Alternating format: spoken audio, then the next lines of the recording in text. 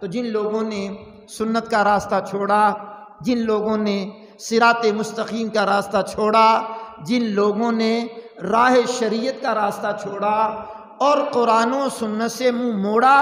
اور جنگلات کی طرف نکل گئے، اور جنگلات میں نکل کر کے نہ نماز کے قریب آئے، نہ روزے کے قریب آئے، نہ قرآن پڑھنے کے قریب آئے، نہ حدیث پڑھنے کے قریب آئے، نہ پابند صوم و صلات بن سکے، نہ شریعت پر چل سکے، راہ سنت سے فرار اختیار کیا، اور بڑی بڑی لٹیں رکھ کر کے، بڑے بڑے بال رکھ کر کے، ہاتھوں میں مندریاں پہن کر کے، ہاتھوں میں کڑے پہن کر کے، اور دعویٰ کیا